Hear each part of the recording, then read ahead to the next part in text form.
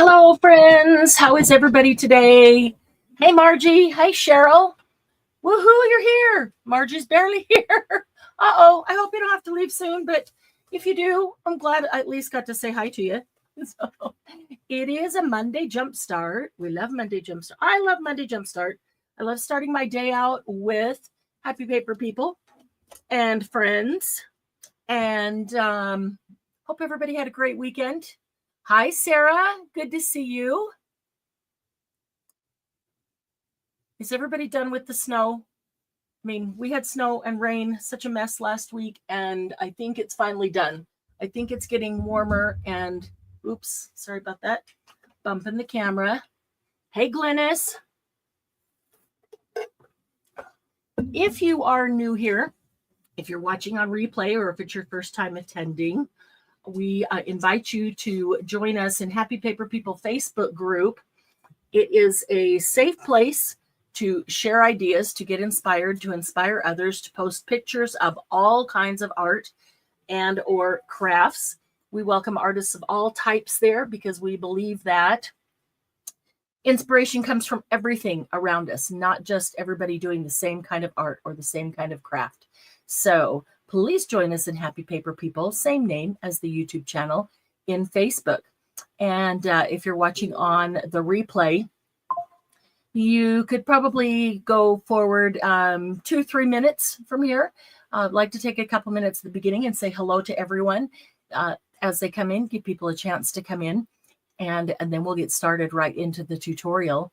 I'm really excited today. It's one of my favorite things, and I have completely run out, so it is time to replenish my stock. So I thought rather than just sit down and make them, let's do it on Monday Jumpstart because it's a lot of fun. So I did not put a list of things in the description box for those who want to craft along because there are so many options and variations, and I use a sewing machine. You don't have to.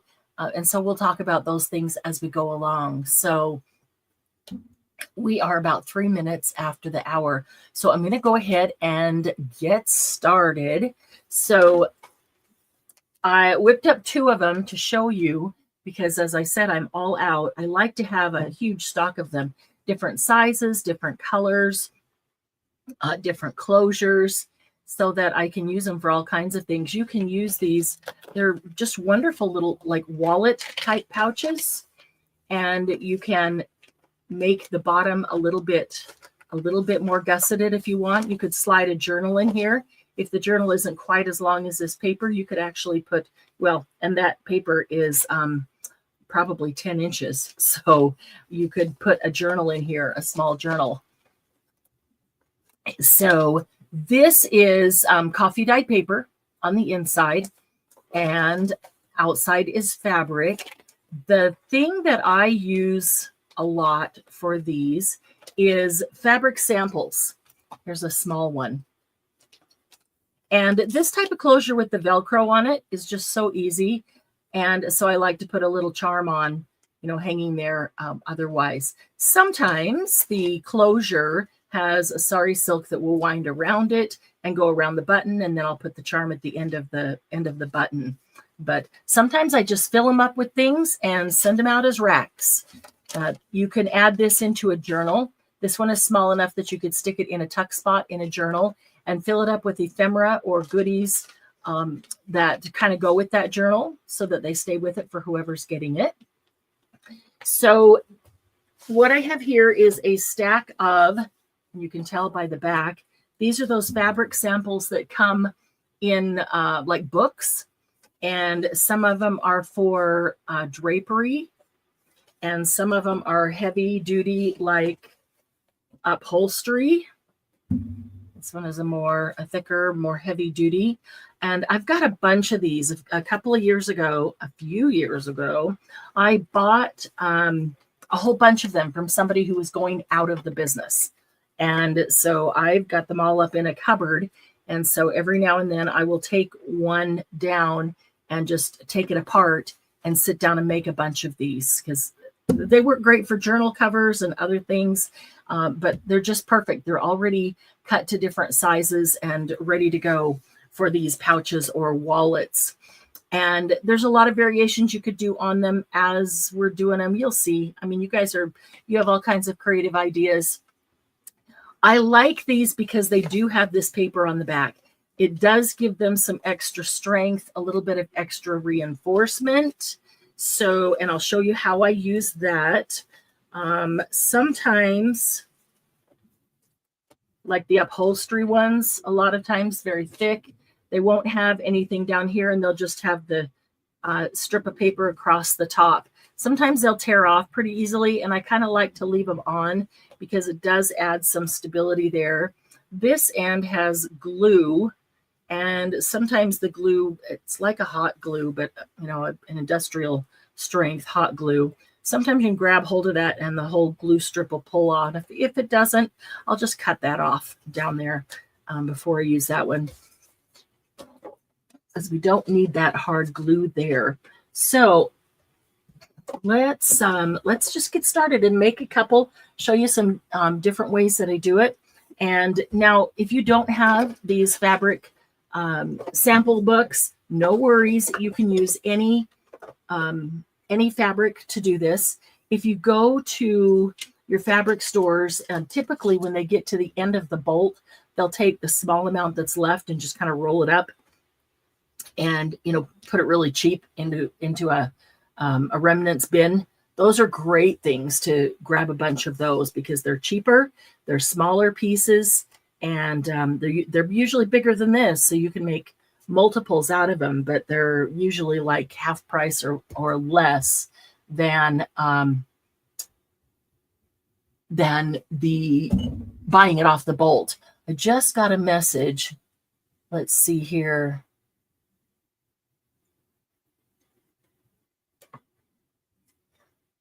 Somebody who's trying to get in. So let me just quick respond. Glynis, can you do me a favor and send the link, the YouTube link to Ricky Spinner? She's having trouble getting in. And if you can send her the link directly, she can join us. So, all right. So let's start. You know, sometimes they have, I probably pulled them all apart. They'll have different ones like, so you can do lots of matching ones if you want, like this. And then, well, that doesn't match with that. They'll have a big one like that. And then they'll have small ones. This is not the matching one because that's not the same color. This one was. They'll have small ones, like you can get it in a solid. You could get it in this stitching pattern. You could get it with the dots on it, you know, all these different ways. And so they have those kind of all together. So I just pull them all apart and, you know, you could make multiples of the same color. Here's one that I used part of, or it was just a very small one up at the top. So that's going to make a mini one for a teeny tiny journal or some teeny tiny ephemera. So let's get started. There's a couple of little tricks or tips probably that I've learned along the way that help make it a little bit easier.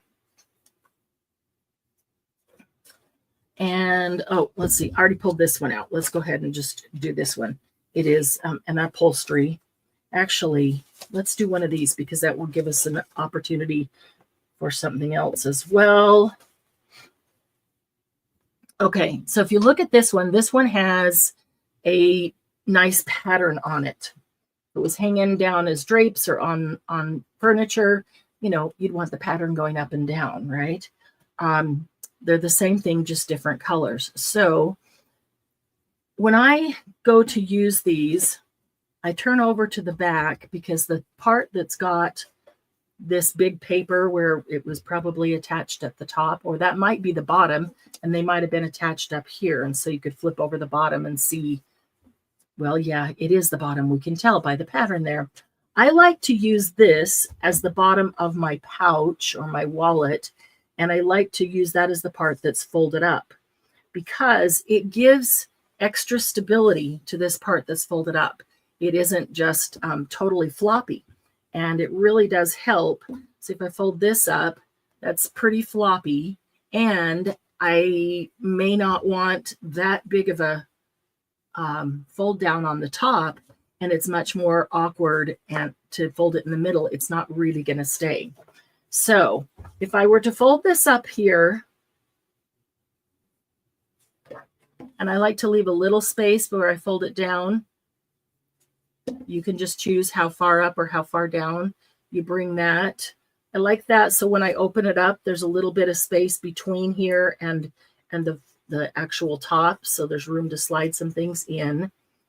All right, so if I do this, then what I'm seeing right here is upside down. The pattern is upside down.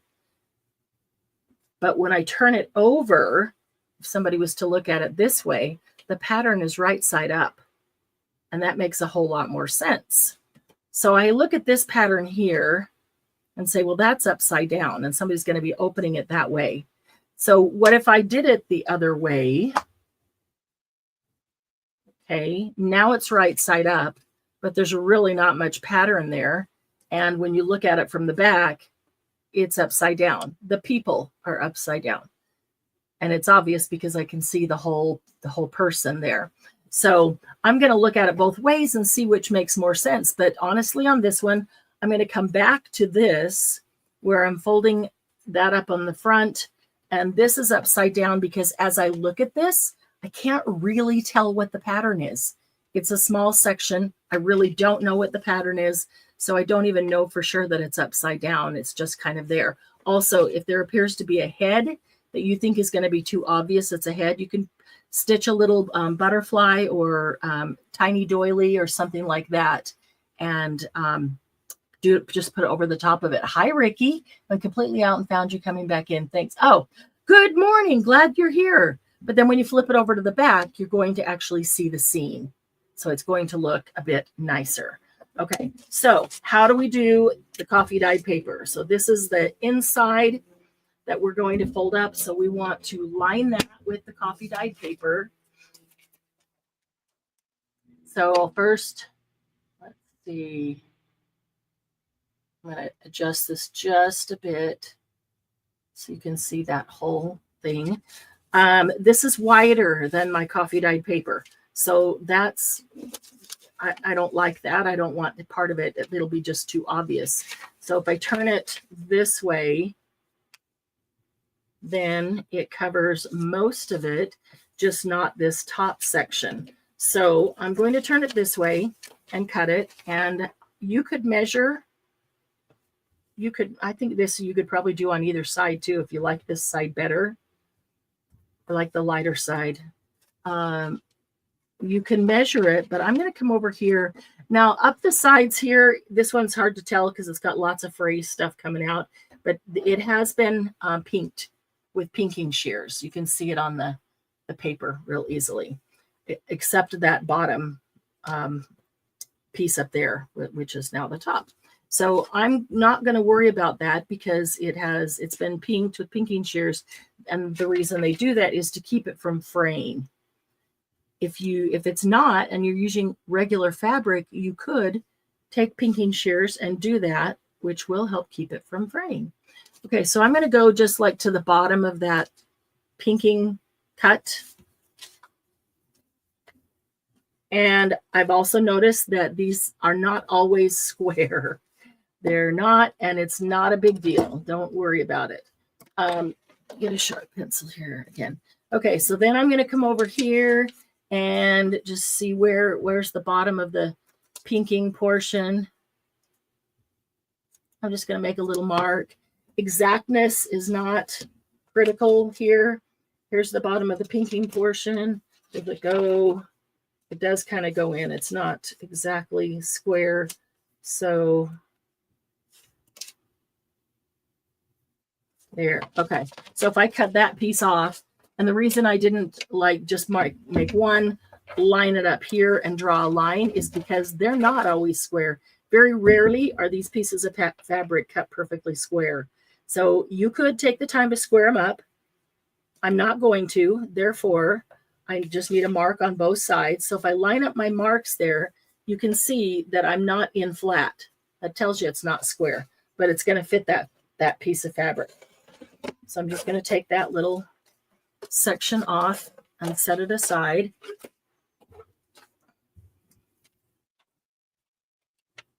And then this should fit.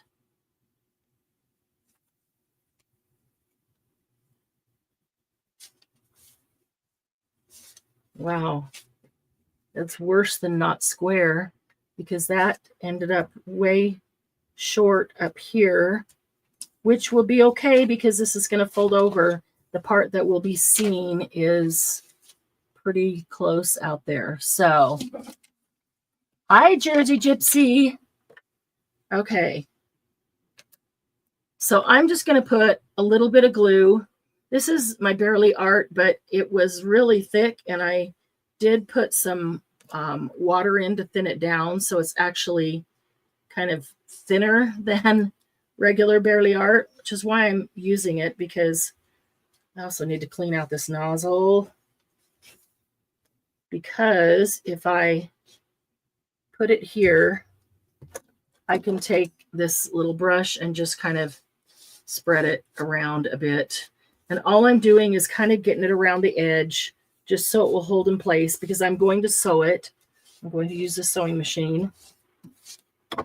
And this isn't really going to hold it very well. It's just going to keep it in place.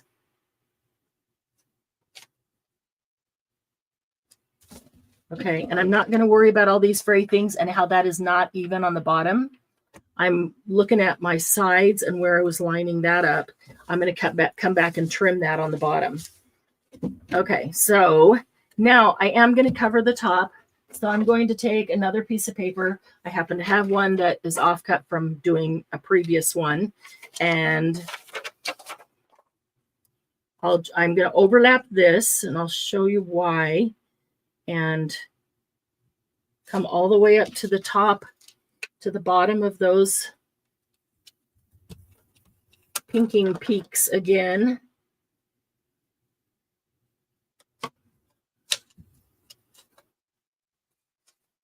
Actually, I could just fold this where it needs to go. It is not square because it needs to go completely out here. That would be easier over there than marking, because this is really not square at all. Hey, Carrie, good to see you.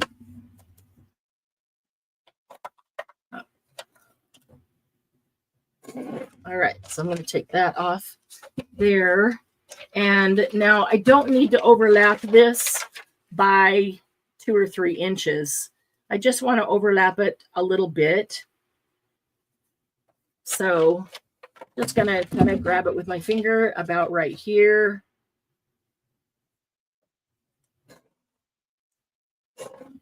And cut that off. And again, perfection as far as the measuring of this will probably drive you crazy if you try to do it, because these fabric scraps are never perfectly squared. If you're using the sample books, if you're cutting your own piece of fabric, then you can make it square. You'll know it's square, and you can cut your paper accordingly.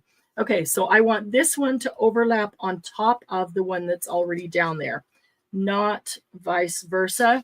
So let me just put a little bit of glue around the outside of this one.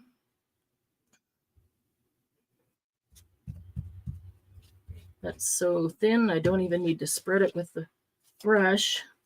I'm going to put it here, and it doesn't matter if this is exactly lined up there or not, if they're not exactly the same length, and you'll see why in a moment. Okay, it's just got to hold it down till I sew it. So this is the bottom part that's going to get folded up right here.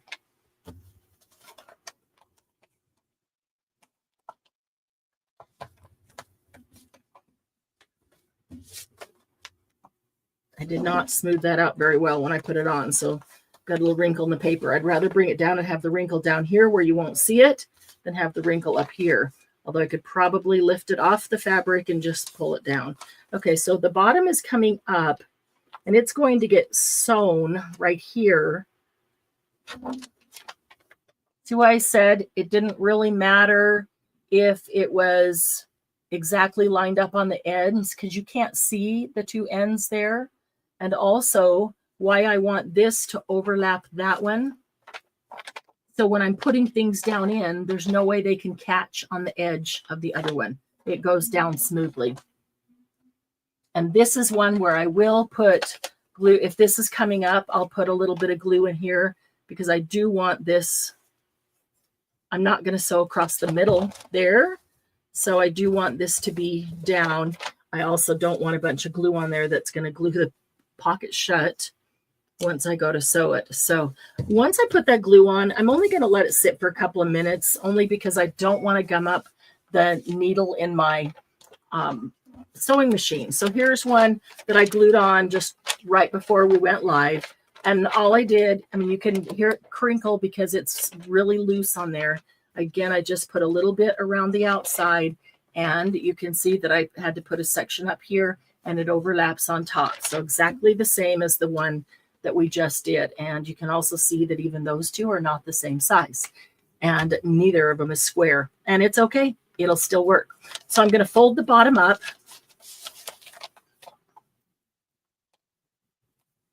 And decide based on how big the fabric is, where I want that to be. And I might have to just pull this off and let it go out because it didn't, the heavier the fabric, the more it does this being not fold flat, and I don't want to ruin that. So, okay, once I get this down, if I need to trim that off a bit, I can. Okay, so if I fold it there and I fold this here,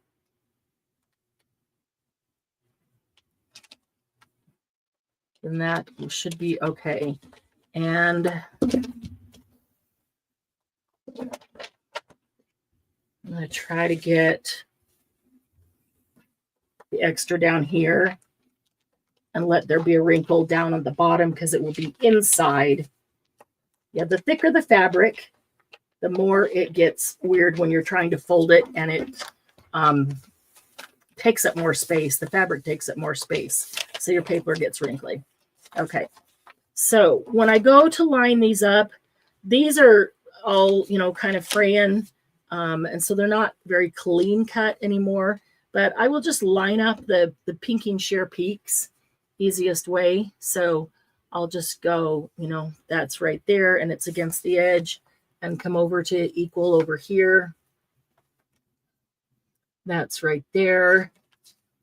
Okay, and then I'm just going to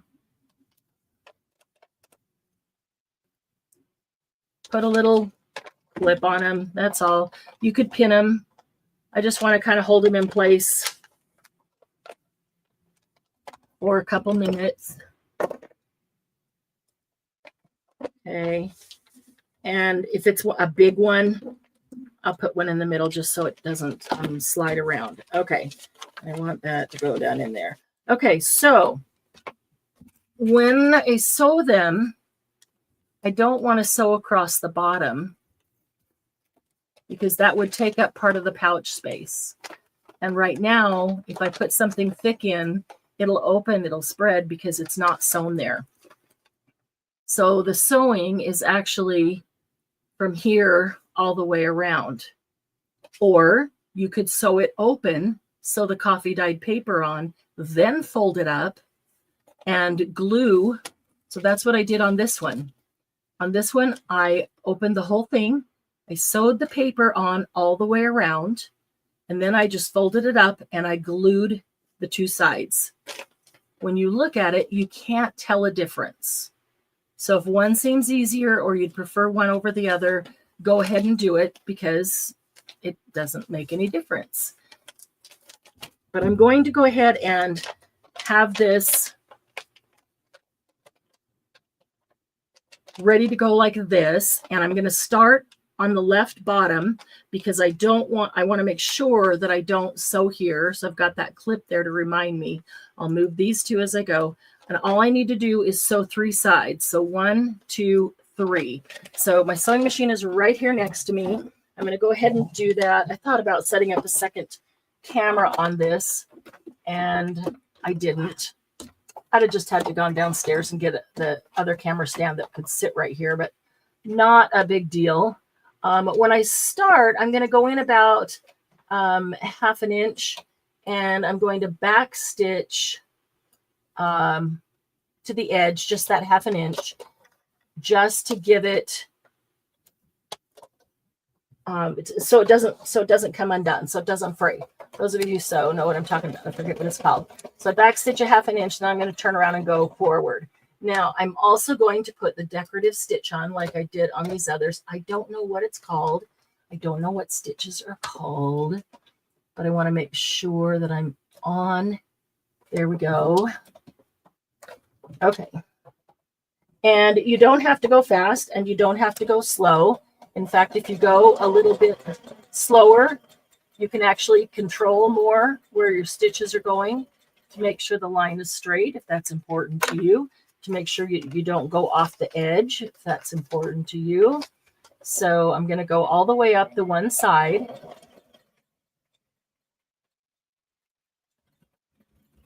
I am going a little slower because this is pretty thick upholstery fabric, and I've got it doubled. And then there's paper on part of it from the book it came from, and I've added coffee dyed paper. So there's a lot of layers here. So I just got through the pocket portion. You can hear the change in the machine because it's no longer going through 1, 2, 3, 4 layers. It's now only going through 2 layers.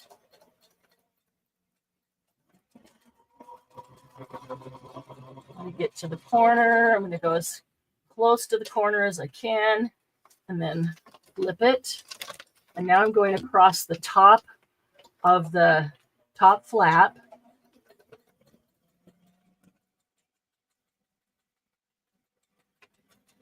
Now, on this coffee dyed paper on the inside, you could stamp on it, or you could use gel prints. My only hesitation with gel prints is if you're using acrylic paint, they are water-based, and you don't want paint to rub off on ephemera or onto your journal, or get wet and bleed onto something else. I typically go a little slower when I'm doing upholstery fabric because it makes it easier to control. When you go fast, sometimes it gets hung up on the foot, the sewing machine foot.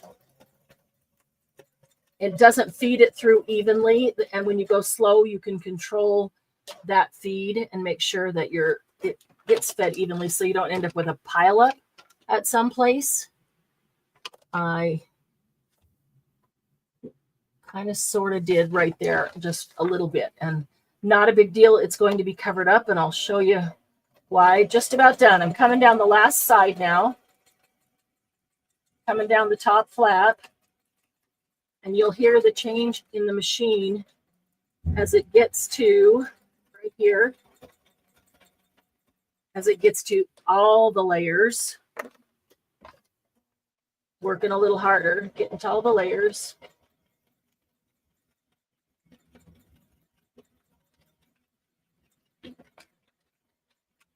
Yeah, I really have to keep it pulling through when there's this many layers, or it'll just stop where it is and just kind of pile up. So I'm at the end. I'm going to switch it to a straight stitch again and back stitch just a half an inch and forward again. Okay, so let's take this off and cut that.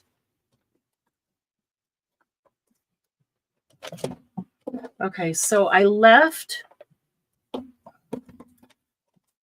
this clip on to remind me not to sew on this side.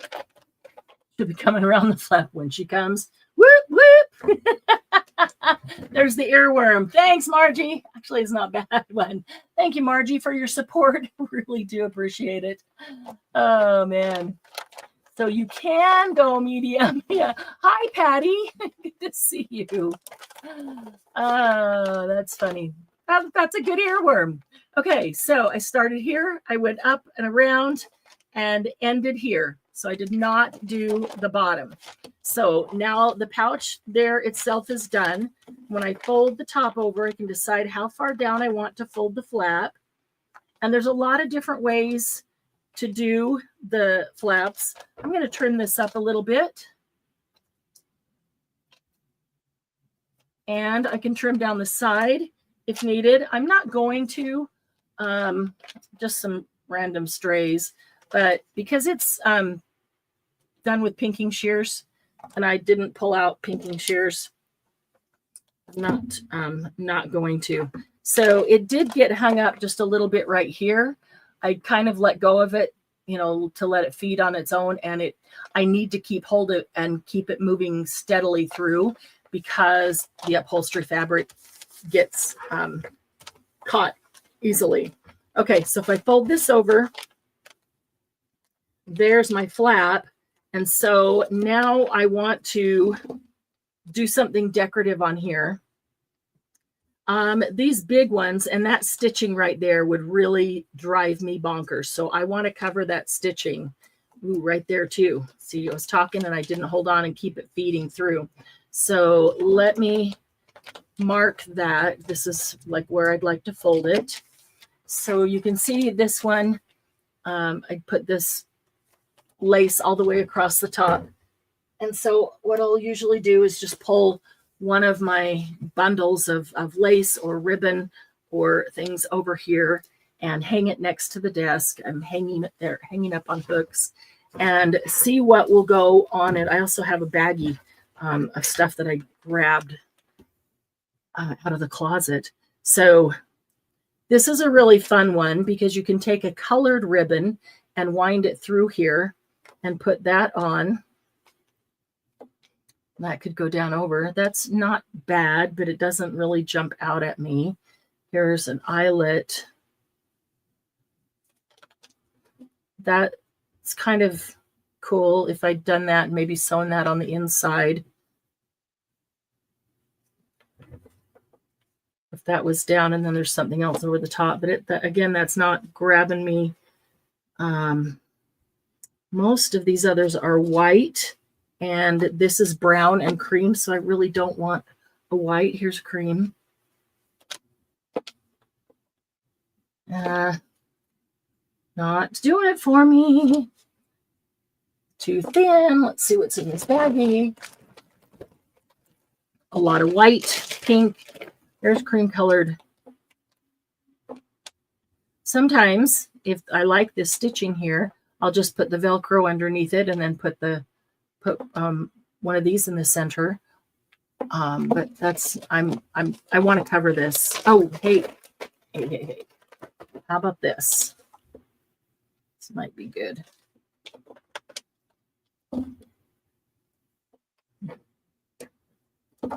Yeah. That'll work. Okay. Yeah, a lot of these others are white. There's some cream, a little too fancy, a little too long. Let's do this then. And I did not pull out Fabri-Tac. I'm doing everything just with Barely Art or Art Glitter Glue. I've got them both sitting here. I even have some tacky glue sitting here, but nothing special. Just why use paper inside? Why not use fabric? You know, you can just use fabric. And with these nice thick ones, you could just do the fabric and leave it like that. And it would make a perfectly fine pouch. I like the paper inside on the thinner ones because it helps give them some structure when they're really, really flimsy. It really does help them give them structure. It also makes them nice and smooth inside when you're sliding things in and stuff doesn't get caught on the fabric. That's why. It's, you know, personal preference, but you don't have to, I mean, honestly, you don't have to use paper inside if you don't want to. Just because that's my preference does not mean it's somebody else's preference. My cat puked on that, it would be ruined. Oh no. Hey Wendy, good to see you. Did Cuppy have an incident today? Or why is that on the mind? And if it was just fabric, you could throw it in the laundry. So is that what you're thinking? So I'm going to put a nice thick line of glue on here. I'm just going to set it aside and let it dry. So I've got to get in there and clean out the spout. There's got to be a glue ball in there that keeps getting pushed up and then blocking it. I keep thinking, just squeeze it really hard and make it come out. And then I'm thinking, but I'll have a big spurt of glue. I know I will. And I really don't want that. So let's see if I can squeeze it and get, I don't know why. Let's see. If that doesn't work, I'll just grab the Barely Art. I find these hold fabric and paper and everything just as well as the Fabri-Tac, which is not my favorite. So, and you stepped in it. Oh, so sorry. Yeah, that's pretty gross. When you step in, it's pretty gross. This is pretty watered down because, again, it was really, really thick. And so I added some water to it. Maybe too much water. Maybe not, but that's okay. It makes it spread well. All right, so let's get this all lined up. I can trim off any portion if I need to. I can glue these guys down a little bit better there. All I have to decide is how much I want hanging off the top. So we do it like that.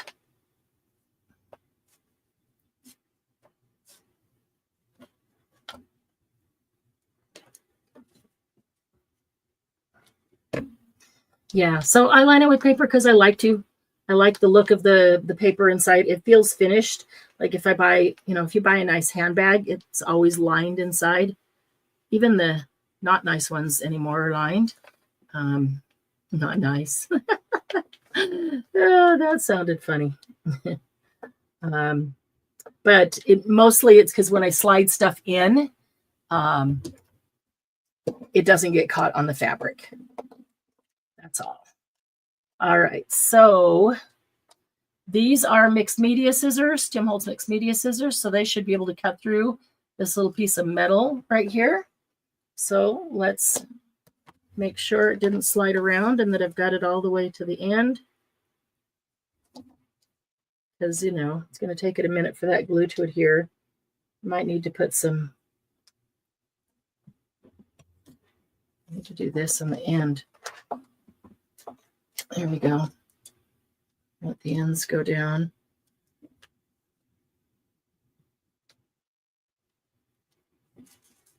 There we go. Okay, that's starting to stick.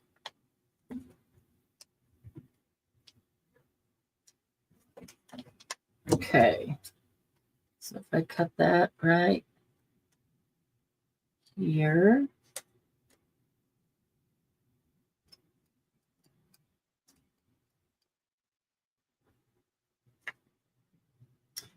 Come on. Underneath it. Now I'm pulling it off. All right. See if it'll go through that metal. And it did. Nice. Okay.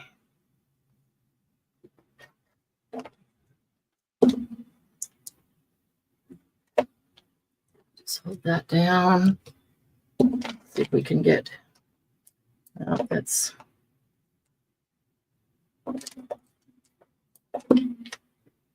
I will just set something on top of it and let that sit there and dry. Don't need that one either. Yeah, we're just going to let that sit there and dry. And I don't think that one needs a button because it's got the bling across it.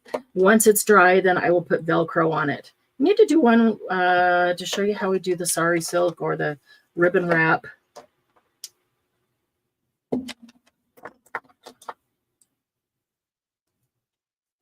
Okay, we'll just set that there for the moment. Do you guys have an iron stomach? After having cats for 50 years? Yeah, you kind of have to, don't you? Anybody who has animals or has had most of their life. I know lots of people have these fabric sample books. I've sold them once or twice, but not a ton of them. I kept most of them. Do you guys have fabric sample books? Anybody? Let's see. I want to grab one that we can use. Well, we can do it with this one because we've already got the paper on it. So let's go ahead and sew it. This one was really off square. So I'm just going to trim this up.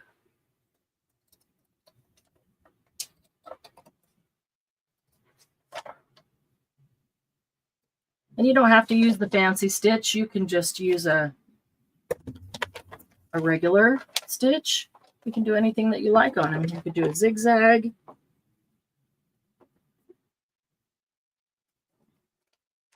Okay. Cheryl has several. Glynis does not. Margie does not. Also don't have a sewing machine, so move point. Yeah. Now, as I said, you do not have to use a sewing machine. You could just fold them up and glue them. And if you wanted to, you could put some decorative ribbon down the side, taking a few apart. They are difficult to take apart, aren't they? They really are. It takes a lot of muscle. It's not a here, just pull these apart real quick kind of thing. It takes time and a bunch of muscle to do it. I don't usually do it by myself. I usually need the muscle help with my shoulders. All right, so I'm going to sew this one. And I am not changing out the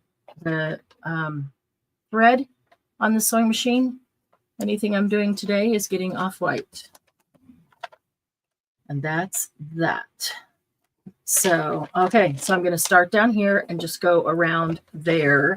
And then we'll do a different type of closure. And I do want to put one in the middle that will remind me not to sew across the bottom. All right.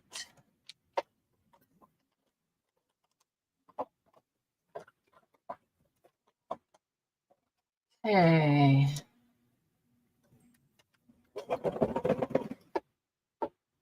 Okay, let's get our fancy stitch.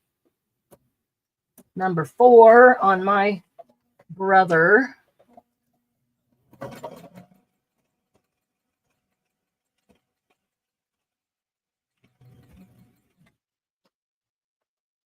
I do that fancy stitch. I feel like I don't need to put any ribbon down or trim down the side. It just kind of trims it out. Fancy enough for me. I have learned that I do need to keep hold of it and keep it moving through straight, because the upholstery fabric is thick enough that it gets stopped up real easily. Okay, turning the corner, going across the top. She'll be coming across the top flap when she comes. There we go.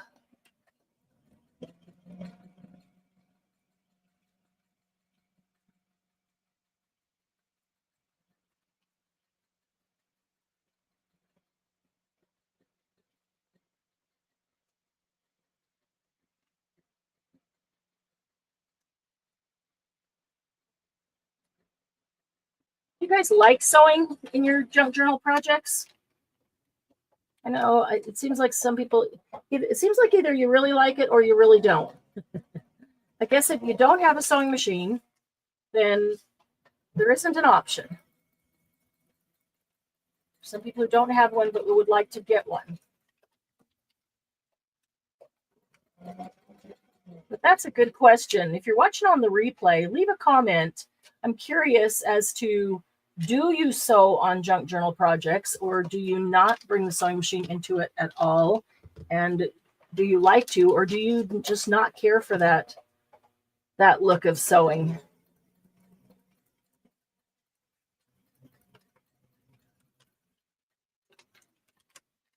I have an idea for doing an altered book, and sewing the pages that are already in the book. I'm gonna do that pretty soon, I think. That'd be fun. So as you can tell, I like sewing. I enjoy sewing. I grew up sewing, and I like sewing in the junk journals. I like the look of it.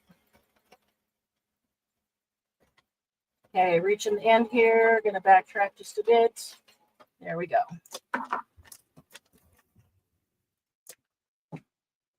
Okay. Depends on the theme. Cherish. Let me go back up here.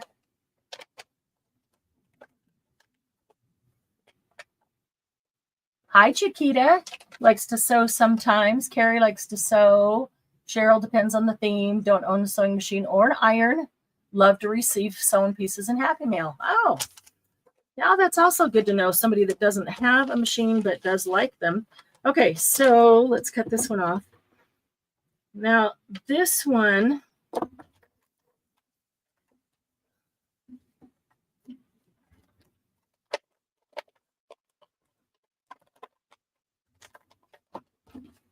I'm going to have to trim up some of these odd things off the end. I'm going to do with a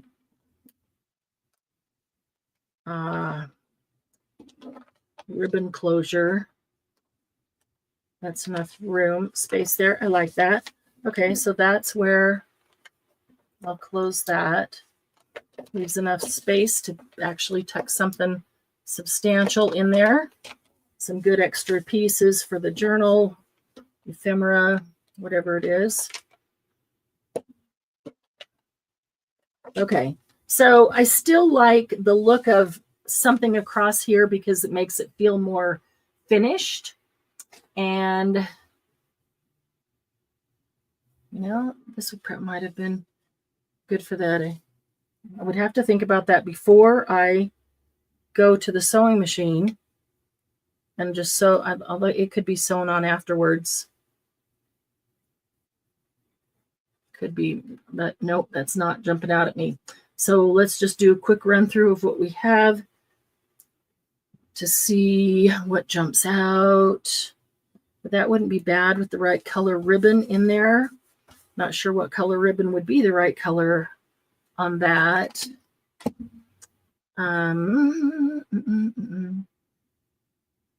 That's off-white. This is that thread looks pretty white against it, even though it's not white thread. It's off-white. So I know I don't want a white lace because that would look very stark.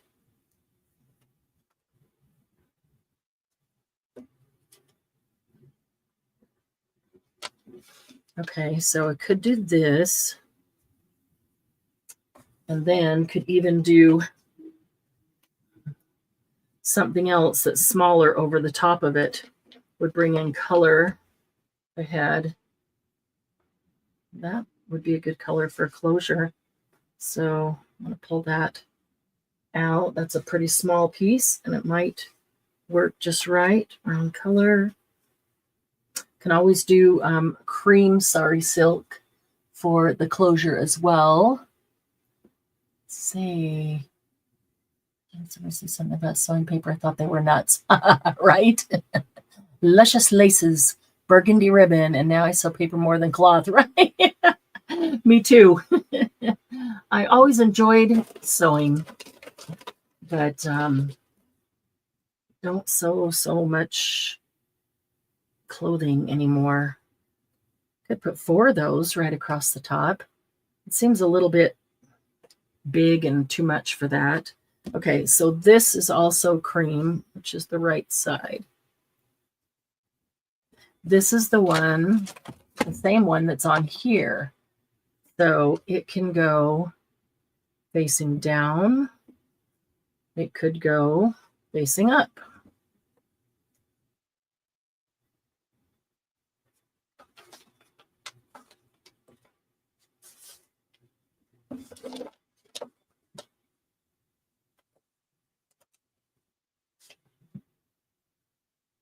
No, what do you think? I think I like this better than those straight ones. Do you like it facing up or do you like it facing down?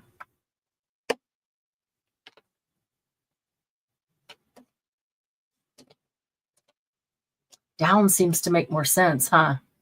Try to do something different, but that just looks like it goes, like it belongs down. Okay, so let's see how long this is. If we're going to need to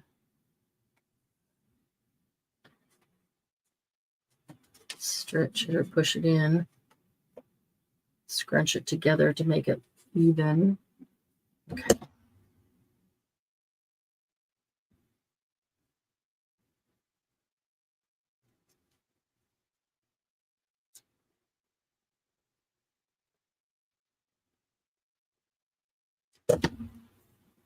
Okay.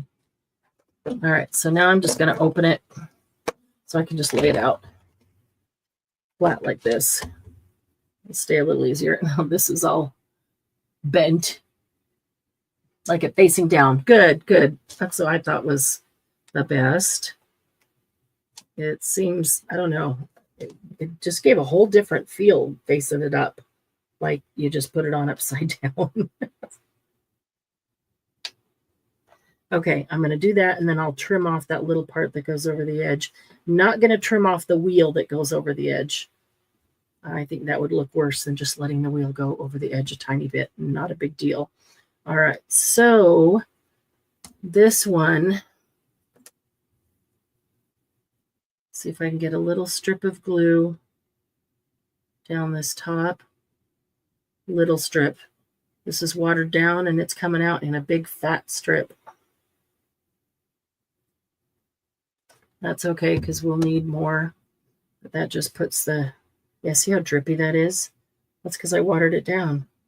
I've never watered it down before, either Barely Art or Art Glitter Glue, and so it got super thick, and I wanted to see how it would react. The funny thing is, it's now super thin, and so I keep forgetting how thin it actually is, but it holds just as well as it did before I thinned it out. So I thought that was interesting. I thought maybe it would take longer to dry. Okay, so all I got was basically that little strip across the top. So now I'm going to go underneath and just put some under each of these little wheels. Half of the wheel is on, half of the wheel is off. Yeah, I thought it would take longer to dry and maybe it wouldn't hold quite as well if I watered it down, but it holds just as well and it dries just as quickly. So now I have stripper music in my head. Oh, I think I missed part of that conversation and I probably should stay right out of it. Okay, so I want to do the ribbon closure on this one. First, I'm going to come to the edge here and I'm going to trim that little bit. And there's even less on this one. Okay. And once that dries, I can see if the end isn't down, I can just put a little bit of glue under the end. So no big deal. All right. So I want to do a ribbon closure and I'm going to press this down to try to make it a little more, hold it, used to going down. All right. This actually was a pretty good match for that. So let's find a button. Move those aside. Need to find a button. And in this situation, it's okay to have, or even good to have, a button that has a shank that'll make it stick up so we can wind this underneath it. Now, these two both had a shank on them, and I didn't want a shank. I just wanted it to glue down flat. So I just cut the shank off.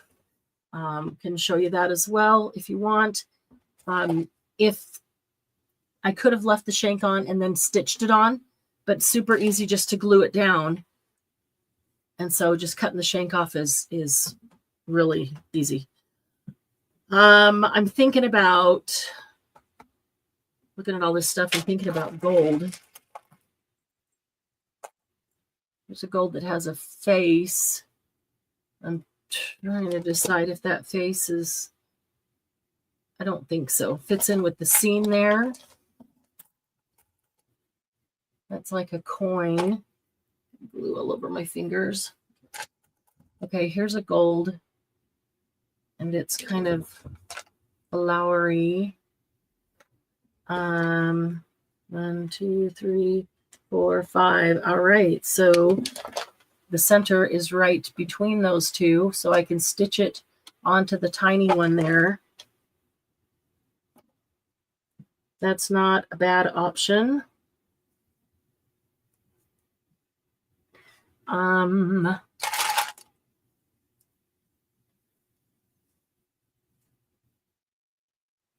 Not a bad option. Maybe there is a big maroon button.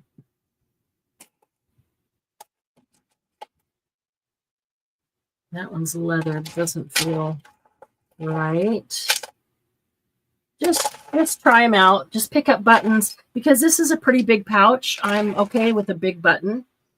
And in fact, a big button looks more like it belongs. So that would be a cool one, but it doesn't really go color-wise. And if the shank is too short, we can always stitch another small button underneath it to raise it up a little bit to have room to wind around. So that's a cool button. With a, oh, it goes this way. Kind of looks like a bee. No, it doesn't. It goes that way. It's got to be a butterfly. It's got to be a butterfly on it. That's pretty. Okay, that's gold. And this one is vintage, so it's faded, rubbed gold. That might be better. Still feels really small, but it's okay. It doesn't have to be huge. And without getting another button jar down, I think another option would be pearl and gold. Nope, don't care for that. Oops. White and gold. No, too much white. Oh, sorry. Catch the question. Sorry. Can't see well enough to sew now. Okay, I don't know. So don't sew your hand. The Alice paper you used a few weeks ago, is that something you sell? Who is it made by? Patty, that is Graphic 45. And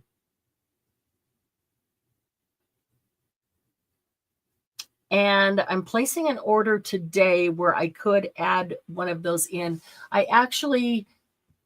They ran out of the paper packs for a while, and so I bought all the singles that equaled the paper pack.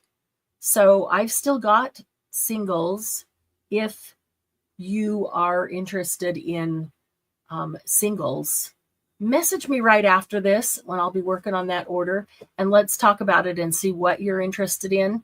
I do have some of the ephemera and chipboard die cuts and things like that that go with it. But yeah, happy to. Okay, there's a gold one. That's a rose. It just doesn't seem to fit. I don't know. This seems probably best. It's just old. This looks like an old scene. All right. So, oh, I cleared everything off my desk. Where did I put my needle book? I've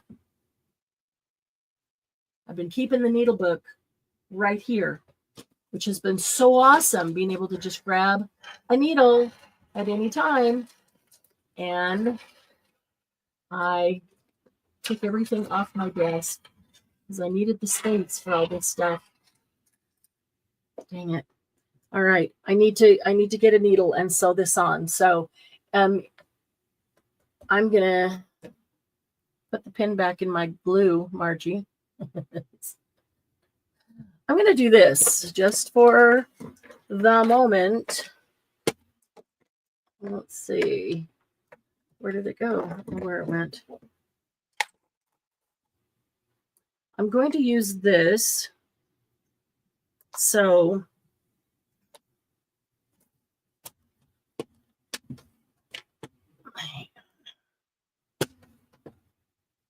all right.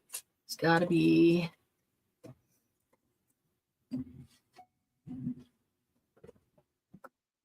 Let me grab, let's see if I've got one right here.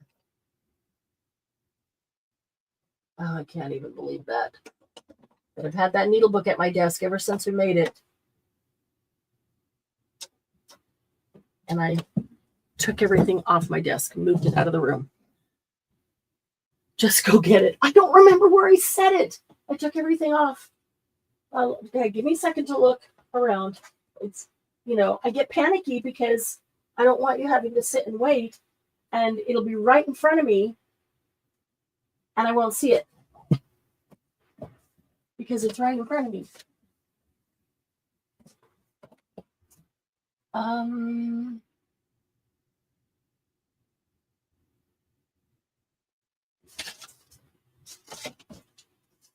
right, I could have set it right here with these guys, but it's smaller than these, so I'll put the smaller things somewhere else. Margie, time for you to sing Jeopardy. There is time for you to sing Jeopardy.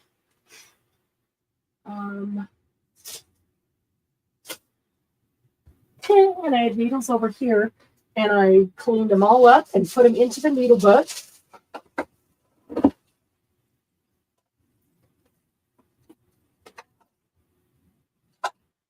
Not organized, except not organized. They don't have a place, permanent place on my desk yet, which is where I would like them. That's why they're not in the little book. Don't worry, I'll find one. I'll find one quickly.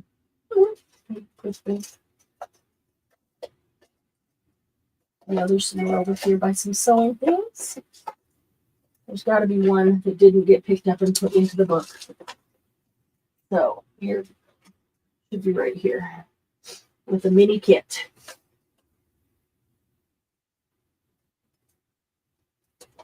A mini sewing kit should always have super glue in it, right? All right, I found needles. Yay. All I need is one. Boy, these are tiny. Like the eye tiny. How am I ever going to thread them? All right, one of these. One of these. Oh, there we go. There's a bigger one.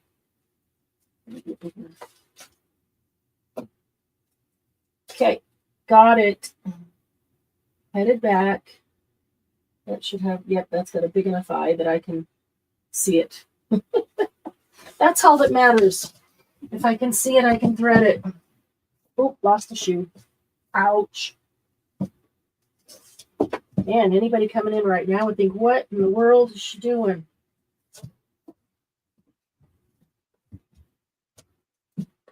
She is just showing you buttons. Keep it with the scraps. Oh, that's a pretty good idea, Margie. Keep it with the scraps.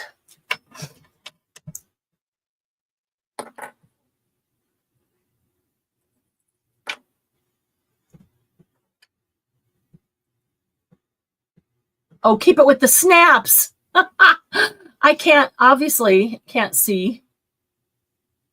And actually, I know where the snaps are. They're right here at the desk. Oh, I started making a list over the weekend as I'm reorganizing the desk because I'm finding that I want more space on the desk to work. I can't work with a ton of stuff around me here. But I started making a list of all the things that I need to have on the desk or super near the desk, within arm's reach without having to get up and down and up and down. And as I reorganize, those are going to be the things, anything that, is not on that list, Now needles for sure needs to be, because you never know when you just need to sew something on. I'm going to make a couple of knots in here.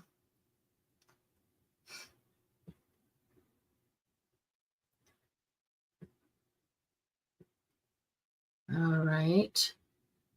See, that the problem is when there's too much stuff on my desk and then we go to do Jumpstart, or I go to make something and need to spread out my supplies that I'm using, then I take all the stuff off my desk. And then the things that I really need right close by are not there. Then they're gone.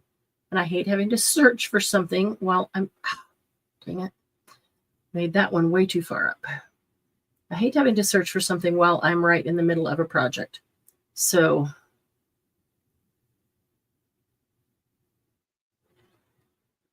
I think this is a loose enough fabric that I probably needed to make several knots in here to get it to hold. So I'm going to count on that one knot that I got up too far as going to go right through. Okay, so I'm going to put it on this little guy right here. I can go all the way through, but I really don't want to see it on the other side. So I'm going to put my finger there. I'm going to start underneath that guy, and I can just do it through the fabric and the lace. Yeah, the whole thing went through. It is a fairly loose weave. Someone show her how to make a knot. Yes, now I always know where the snaps are. And if I don't, I'm not going to tell you. Because as long as you think I know where they are, you're not going to make me use them.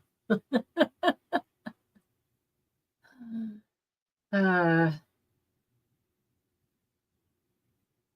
is it the simplest things like making a big fat knot in here become such a big deal when you're trying to do it with people waiting on you? Why is it that everything always feels so slow when there's people waiting? Bye, Cheryl. All right, so we're going to sew this one on. And the reason we're going to sew it on is because we don't want to cut that shank off, because we're going to use that shank to wrap our ribbon. Ow! Do not sew your thumb on.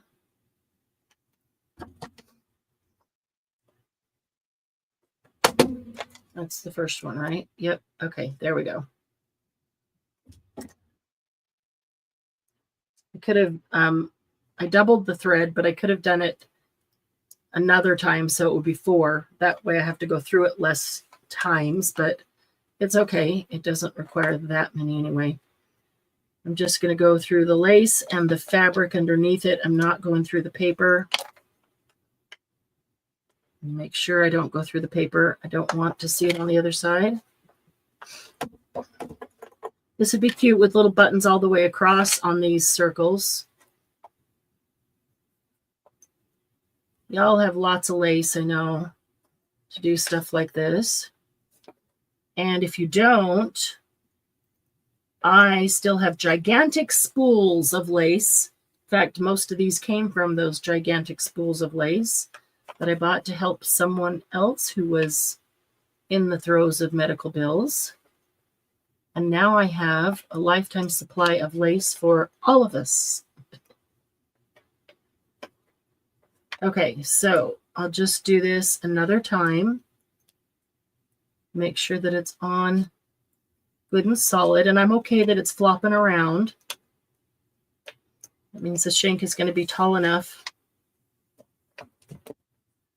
All right, so once I do that again, then I'm going to try. If I stab myself one more time, that one actually hurt. I'm going to try to hold it straight up and down and then just wrap this around, not around the shank. I'm trying to wrap it underneath the shank, so around the thread only. A few times. And then I'll bring my thread back.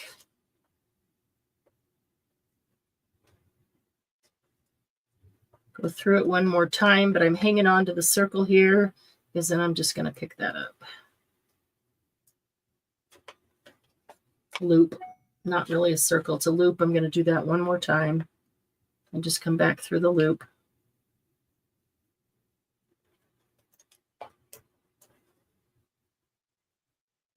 And that's good enough. Don't have to do knots on the end. Pull that nice and tight. Clip it nice and close. All right. Okay, so this is the P, I hope. If not, I'll grab another one because hopefully this is long enough. Yeah, it'll work. Don't want it too long. So I'm going to take one end. I'm looking to see if one end is thinner than the other. Doesn't really appear to be. And this shank is large enough that I could probably go through that shank, but it's not typically. So typically just put it around.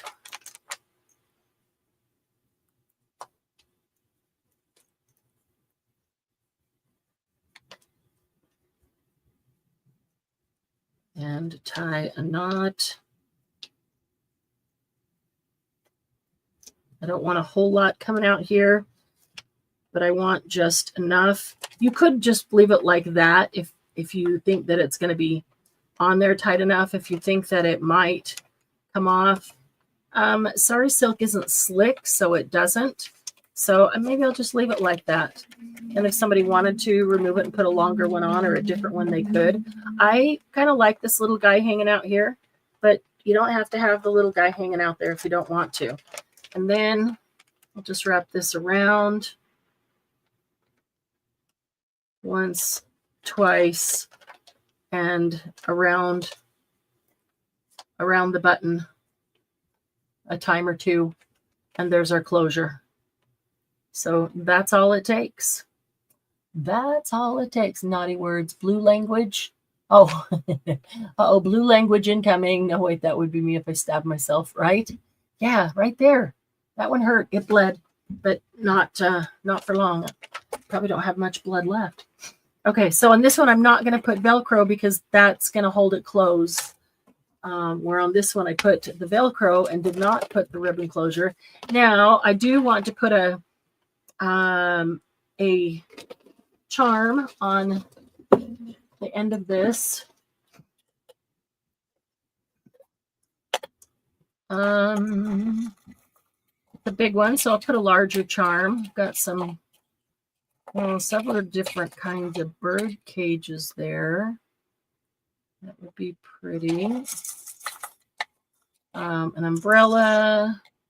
There's a different kind of bird cage. That's actually really pretty. I'm going to have a nice big spot to, look at this, a chair. Put a little chair on it. Can't hardly see that. A chair charm. There's a bird.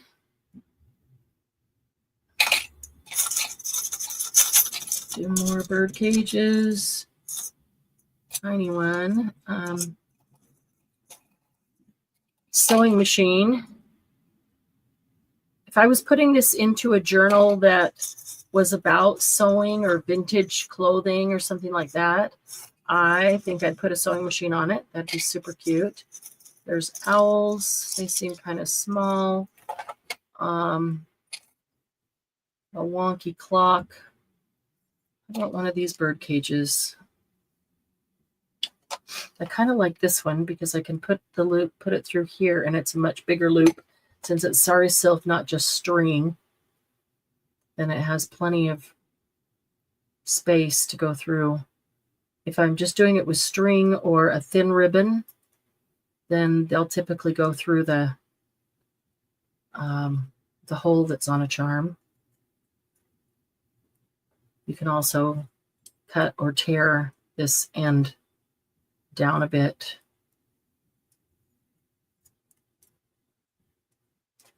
And if it holds tight, I may only put one. Pull that down. There we go. Yeah, I like that, like that. I like that, like that. I like it like that. All right, so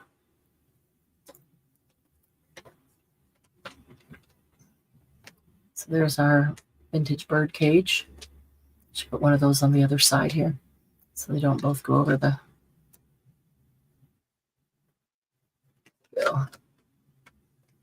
totally nicer. Okay. And you turn over to the back, then you can actually see the scene on fabric. And like I said, if I don't do a ribbon closure or a trim closure, then sometimes I'll put a charm over here. There's other kinds of closures as well. Sometimes I'll take, let's see how this one's coming along. Hi, Julie. Yeah, ta-da. Aw, thanks, Carrie. Then it can be charming. This one's coming along. Okay, nice. This one doesn't feel like it needs a button or anything on there because it's already got some bling. So probably Velcro and then a charm. Look at this one. This is cute. It's like a little well bucket. A little well bucket. That's cute. I do like the little chair. It's dimensional. What would be, man, these bird cages, because they're larger, are just going really nicely with these larger pouches. One doesn't have a bird. How about a square one? That's interesting.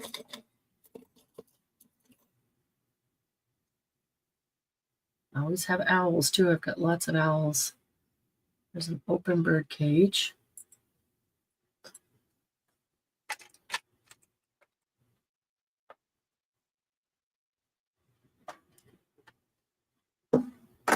All right, let's grab a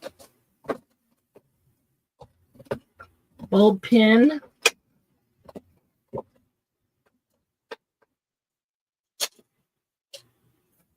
Got a hole in the bucket. Yeah, and I don't glue these on because if somebody wanted to take that charm off and use it on the book, they could.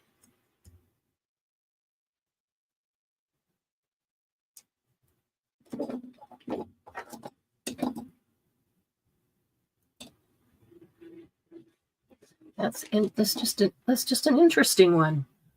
I don't even know where I got that one. It's a bird looking up too. They almost look like wind chimes hanging there. Could very well be. I hang this right in here.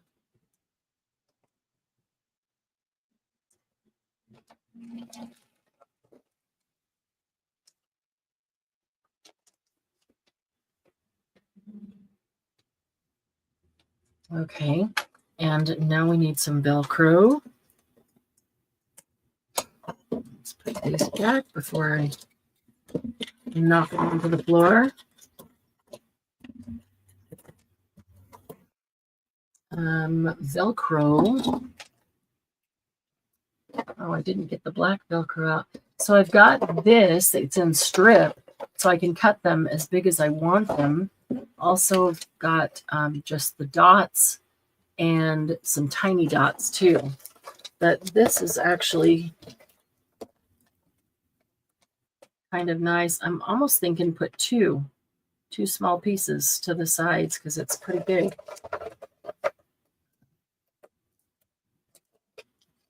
Cut that off. Normal. So you've got top and the bottom both right there side by side. There's one.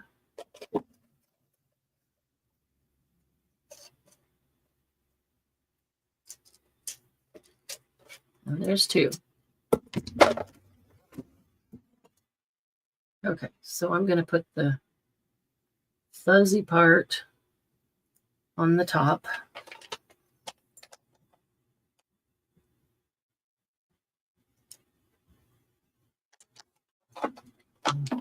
And this one also.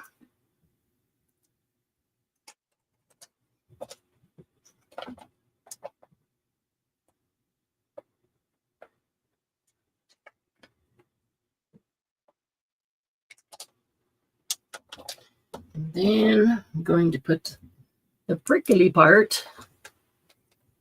Where'd the other one? Oh, it's right there. Onto that.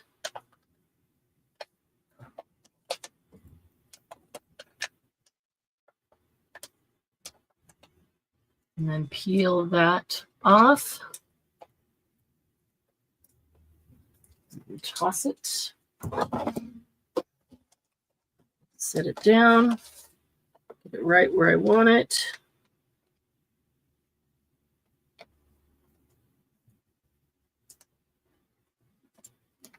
And then press those down.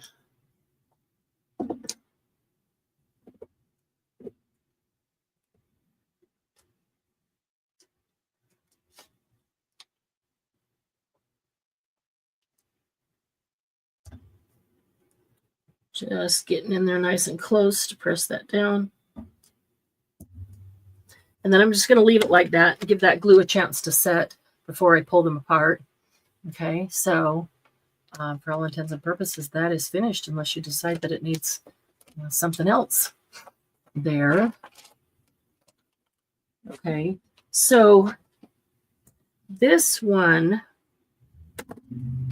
this is a really pretty ribbon. This one you can really use with so many things because I'd like to do a black and white one, and I don't think I have any black and white sitting right here, but I know I do have black and white fabric. And this is black velvet. So I could take the black velvet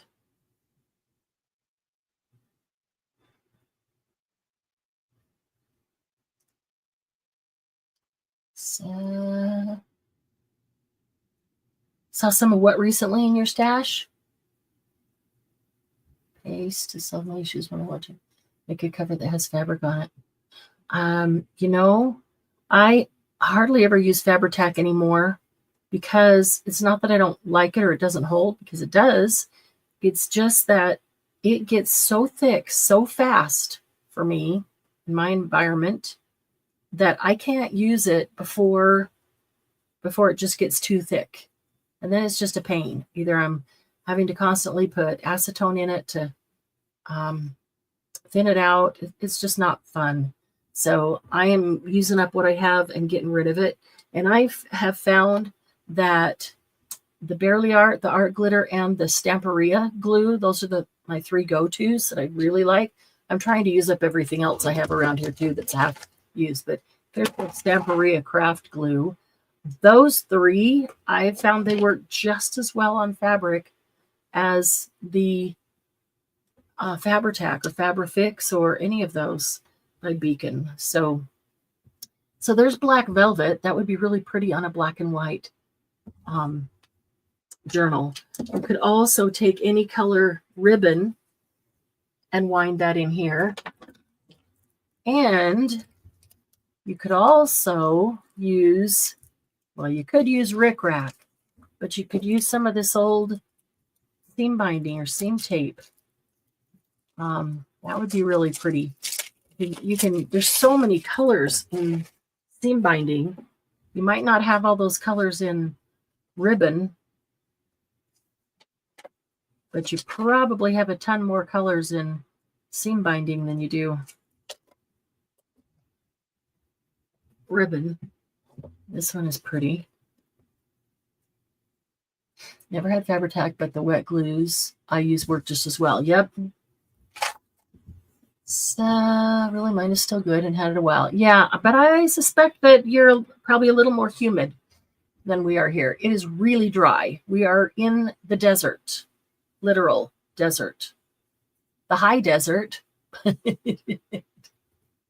And it gets so thick, so fast that it's unusable. And then I have to thin it out. And then when I use it again, it's just all thick again. As soon as it's opened the first time, if I haven't opened it at all, it's still sealed, then it will last a long time.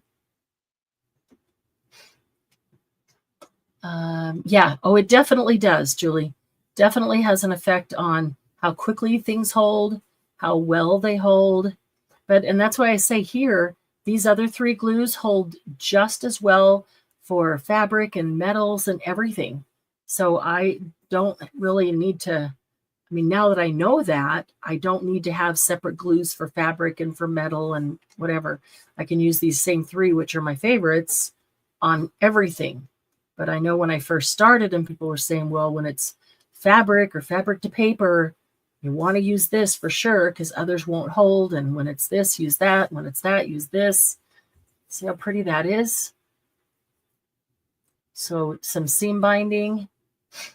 Yeah, but, and I really don't like when people say, oh, that won't work, use this, or this is the only one or works the best.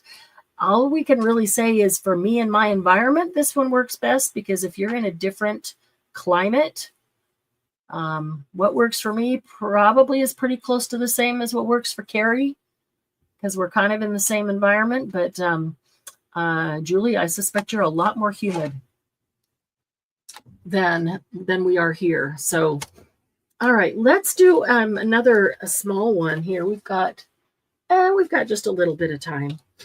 We got time to do a little. We'll do one of these soft ones that is not. I really like the upholstery fabric for these. Kind of grab for those all the time. Ooh, there's a pretty black one. Is that black? I think it's black. And this would be really pretty on it, wouldn't it? That black and white. All right, so this is a really good example of, this is where it was attached, and there's stuff up here, and then there's the stuff all the way around, which I told you I don't take off and why. And then I like this thick one to be down the bottom. Now this is a pretty long one, so I could look at this and say, do I want a full pocket that's stuck to me? It's probably the same length as this one, because if I mean, that's a full pocket. It looks like it's really long, but it's not that long. So I can line those up on the sides. I can make a pocket like that, little wallet there, fold that down over the top, and there we go. And maybe even get those diagonals to line up, which is cute. But I'm not going to worry about taking this off. I just know that I'm going to be putting something over the top, and maybe I will use this black and white here.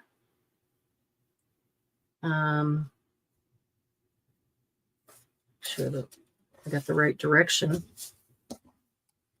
This goes over the top. It can cover that white paper, so there's no reason to kill yourself trying to pull that off, because sometimes it pulls off real easily, other times it doesn't at all.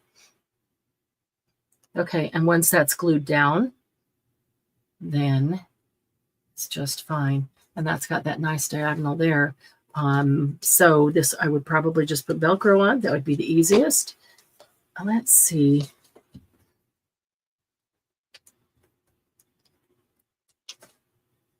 Well, no, that's all right. All right, so let's find a piece of paper. Oh, wow, look at that. The next one in my stack.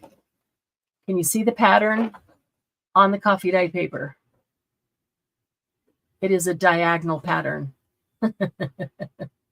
Hey, Dawn. Good to see you. A diagonal pattern for the diagonal fabric. Unintentional, but kind of a cool coincidence. All right, so this is almost long enough to do this whole thing. And remember what we did last time, but this one, you know, only needs a half of this sheet of paper. And oh, actually it is. When I lay that out flat, it's just right.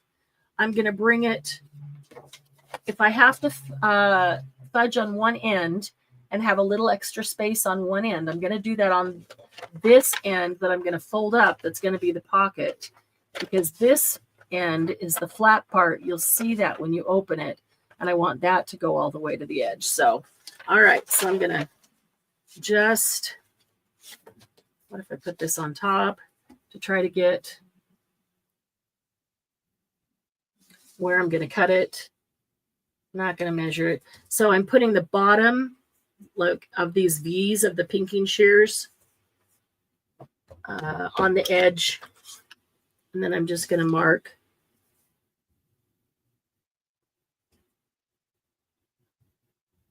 the bottom and the bottom right there. Easy enough. And we'll trim that. And even though these are long and thin, they're probably still not squared up. I didn't check, not going to bother to check. Although, because this is longer than my paper trimmer, I'm going to fold it at my 2 marks, and that will tell me if it's straight. Because if I cut it straight and it's not straight, then it's not going to fit right on my fabric.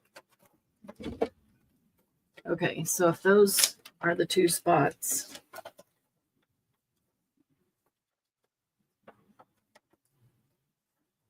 yeah, it looks like it's pretty straight.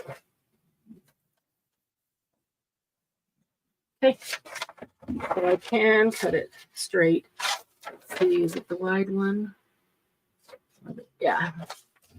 All right, so I'm going to go right. Well, if I fold it like that, it's awkward to cut on a fold. Let's get that up there. I'm going to put it down here, and I'm actually going to literally wrap that fold around. Makes it a little easier. So I can hold this tight and wrap that fold around. Then when you cut, it cuts really quite nicely on that fold. I'm just going to scoot it up. And make sure that the rest of it is lined up here. That and that on the fold.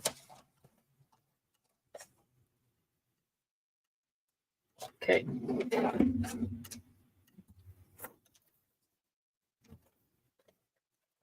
All right.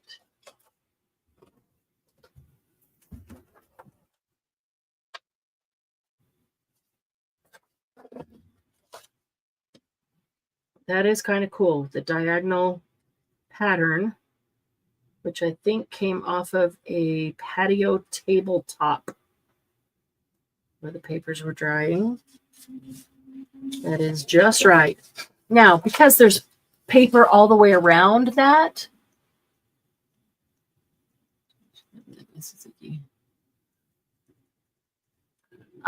see, I wonder if that green Tombow is stickier for you, Julie, because you are in a more humid environment. Because I don't find it extra sticky and taking a lot of extra time.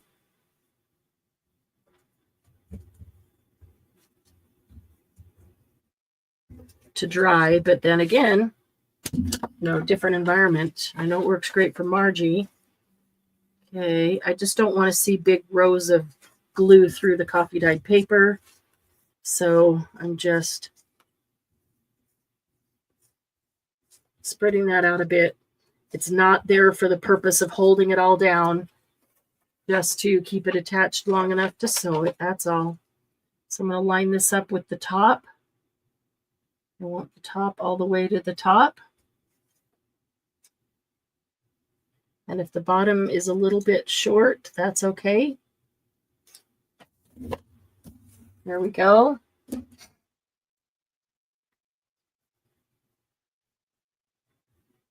Because it's a two-way glue. Yeah, that's true too. All right, let me put the pin back in here. I even have my magnet sitting here. Now, where did I set the pin? Not on the magnet. Uh-oh. It stuck to me. Anybody see where I set that pin? There it is. Start cleaning up.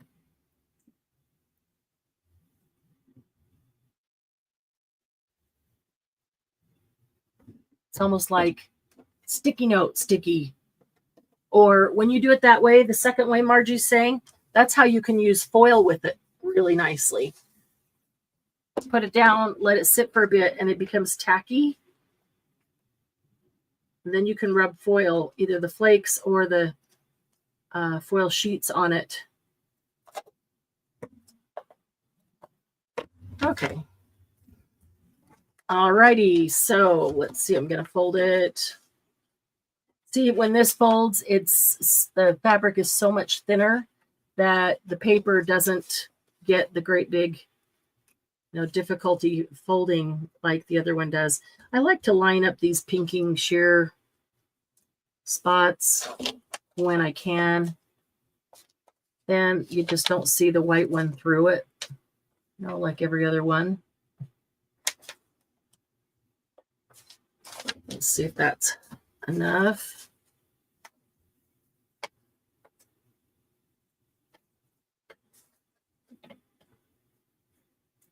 Okay. But sometimes you line up one side and the other side doesn't line up perfectly. So you just do the best you can.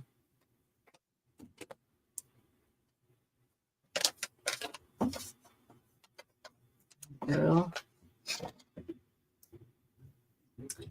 Okay, one on the bottom to remind me not to sew there. So I'm just going to sew 3 sides quickly, and it's much smaller, so it should be quicker. Let's see here. I will say, if you like the sewing and you are reorganizing your craft room, art room, studio, whatever you choose to call it, I would try to make a station for your sewing machine that is not going to get piled with stuff on top of it, so you can get to it and use it quickly and easily. And even better, if you can have it near your desk where you can just turn around or pull up a cart. Hang on here. You'll find that you'll use it a lot more, I think.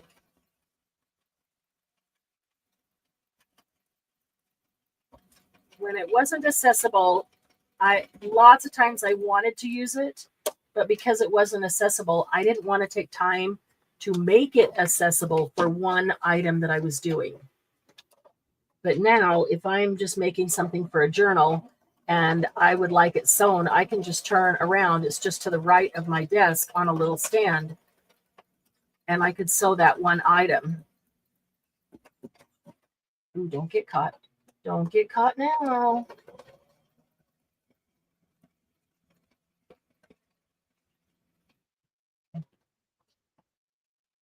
But the key is not piling stuff on top of it.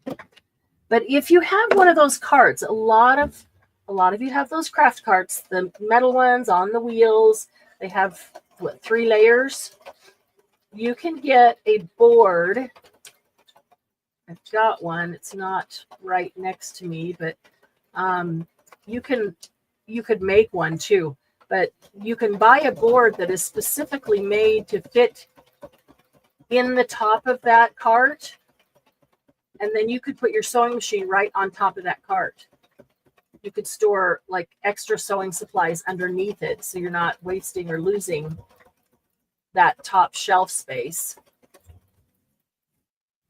But if you don't have desk room or room to bring something up right next to the desk, you could put it on top of the cart and then be able to just pull the cart up right next to you. Okay. So went up one side, around and down the other side. And then we need the top here. Let's see how this looks.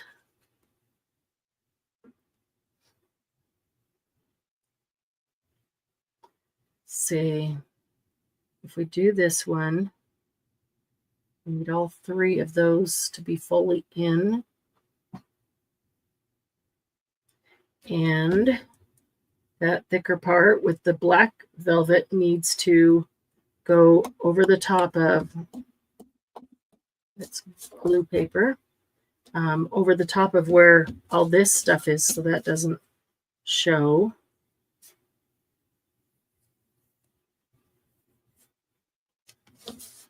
Okay, so we'll take this And what I'm going to do is glue the top half of this on and let the bottom half hang down over. And so I know that's about a 1/2 inch wide. So I'm just going to, and I know it has to cover all of this where there's white paper. So I'm safe putting glue wherever there's white paper. Yeah, I really don't care for cleaning out nozzles. Not using the H word, but I don't like to clean out nozzles of glue bottles. So I put it off as long as I can. That's a lot of glue because that's a real thick spout up there. All right, so what I'm going to do is just leave this hole here. And I know, where's the end? I got to pull that through far enough that I have hold of the end. And when I put this on,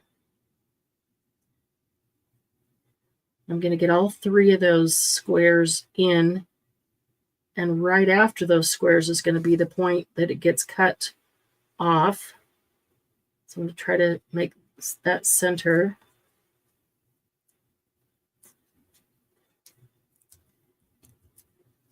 And I'm just going to leave it whole for a minute until it's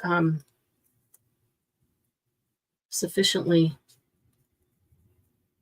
dried. And then I'll just cut the 2 ends. So I want to make sure, and I'll probably have to put some glue at the end after I do that, but I want to make sure that not only the white ribbon or cream ribbon gets glued down, but that the velvet ribbon gets glued down too, so it doesn't accidentally pull out. And then when I cut that off, I'm going to need to make sure that those ends are glued down. The cart, yeah. How many, you guys, you probably all have a cart, huh? Some of you have more than one cart. No, I picked up a couple on Facebook Marketplace a couple of years ago thinking, well, those carts are perfect to put this and this and this in and then just roll them around the room, when I need them.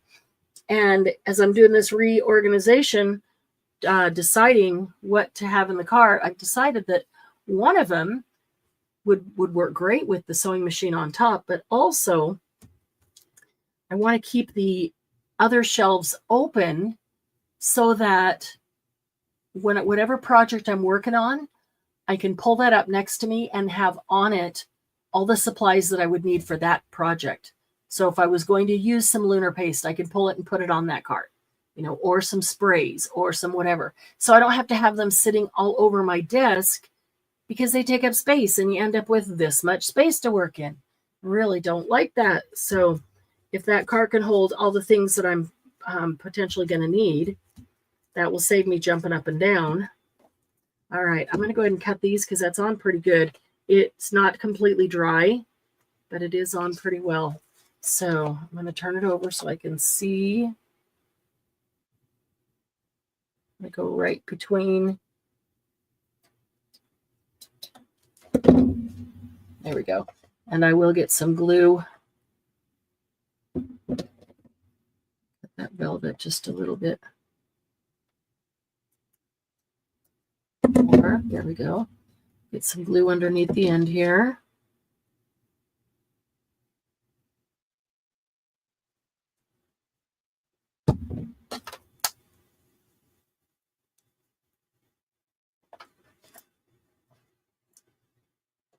That helps those ends not fray and unravel.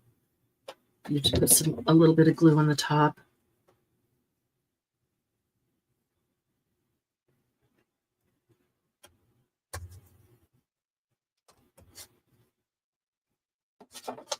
Okay.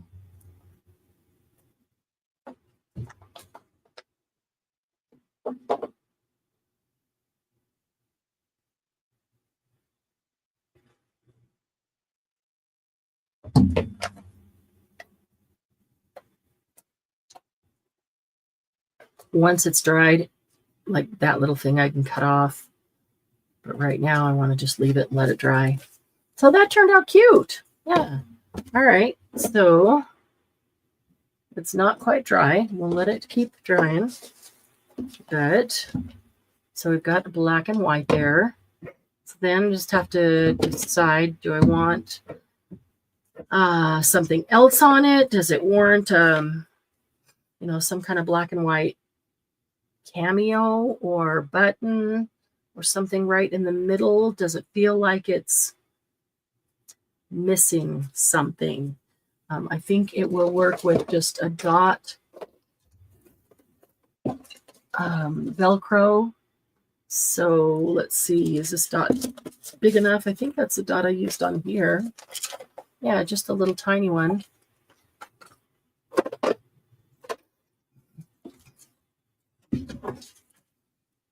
Yeah, I already have one open.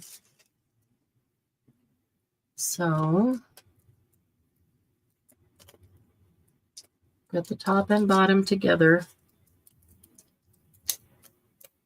Just going to get hold of both of them. They're kind of attached to the ones next to them. Which side is... That side's fuzzy. Okay.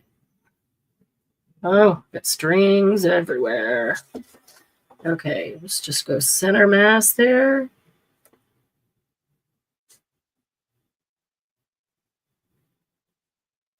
And I'm putting it right on the paper. And then bring it closed. There we go. Well, that's not long enough to hold that.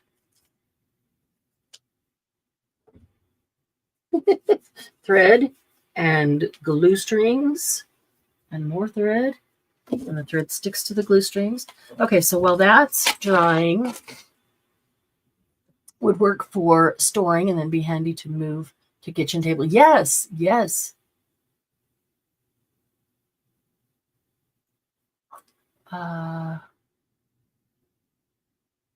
Wait. Oh, on your cart? Yeah.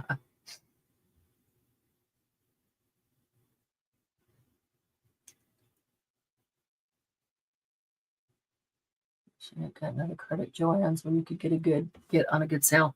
Dawn, I don't know about your area, but in my area, I see them in Facebook Marketplace quite regularly. And they don't typically ask for more than 20 or 25 bucks. Now and then you see them for 10 bucks.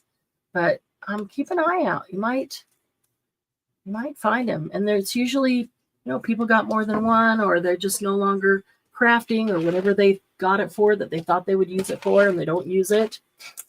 All right, let's see what kind of button or something we can put on here and see if it actually will add to it.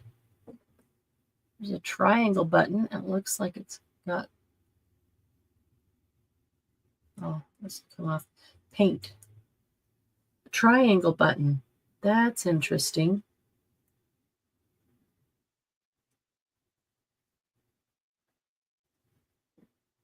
Kind of weird, but interesting.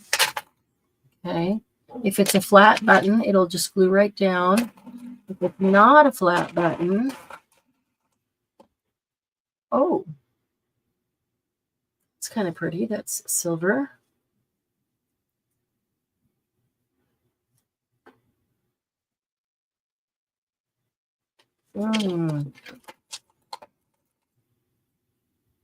There's a bunch on Marketplace. Awesome. Yeah, Dawn, check Mesa or the Phoenix area. You might be surprised. The other thing you can do is layer buttons. You have a button like this, and you say, well, that's a good base color. Or here we go. Here's a cream one. That's a good base color. But I also want some color or something. You can take another button and put it right in the center of it. Because this one had a ring that, gave you perfect placement. A big red one would work as well. So I'm looking for, without trying not to, oh, look at that. That'd be cool on one. That's fabric. green fabric with black and blue flowers. That'll be awesome. That'll be a glue down one because it's missing its shank. Something that there's black fabric. Not bad.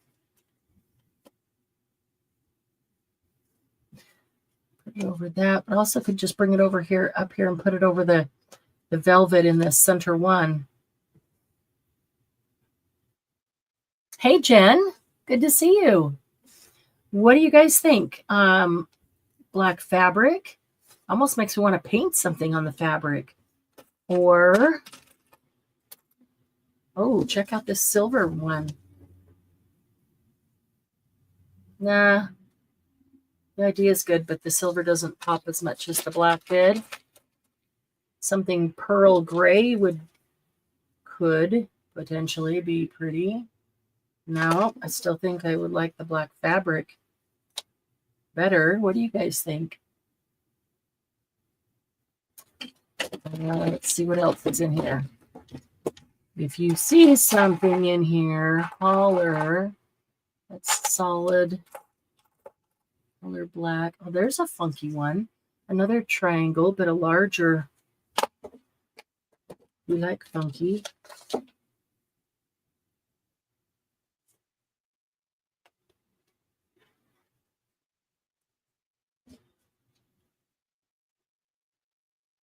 You like the silver one? And the black fabric. Okay, maybe I need to look at it in the camera and see what it looked like. It's like rope wound round and around.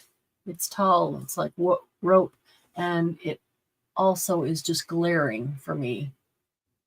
So interesting. Where'd the black fabric one go? Right there. Well, I think any of those will work. Probably don't need to keep. Oh, look at that. A little black and silver star. It's silver, but it's got black down in between the grooves. I don't know. That seems too small. Wrong color, but that would be cool.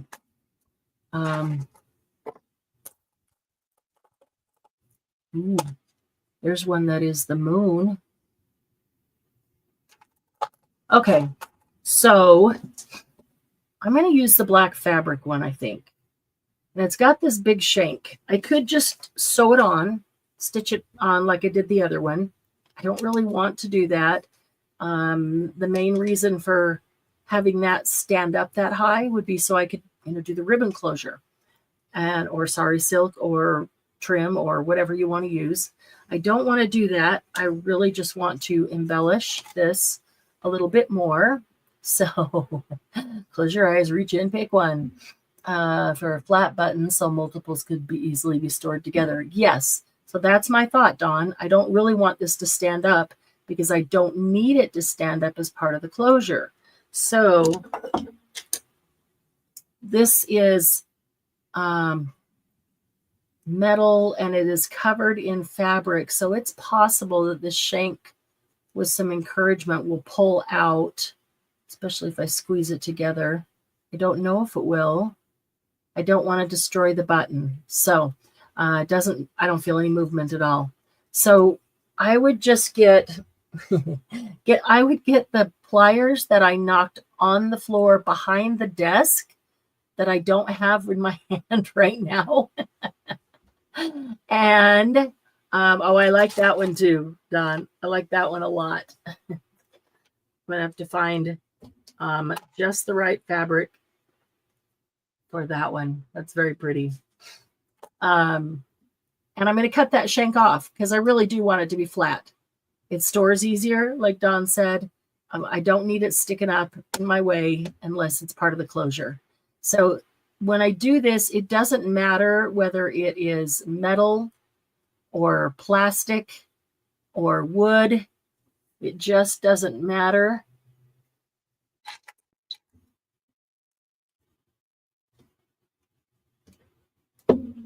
Okay, there's our shank right there. And now it's flat. So you just put it in there. Need to have it against the cutting edge and stick it in as far as possible. Press it against it because it's never going to go perfectly flat. And then just squeeze it good. All right, so let's see. Now it's flat. It's still a thick button, but at least it doesn't have a big shank. So I could put it up here on the velvet. I could put it just under the velvet so it covers most of the velvet, but also goes down in that little groove. I think that looks funky. It looks like it should be up here, more in line with the line. All right. Cutting enough works, but covered buttons will fall apart. Yes, they can. They can. I can feel that this is not that type, and I don't know if they'd had different types of covered buttons in the past. Typically, it's the old ones that do fall apart because of the way they made them, the way they pressed them together, and the shank actually helped hold that in place. So if you get rid of that, now your whole thing falls open and is a disaster. I'm putting a nice big glob of glue on here. It's going to spread out. It's also going to soak into the fabric, and I want to have plenty.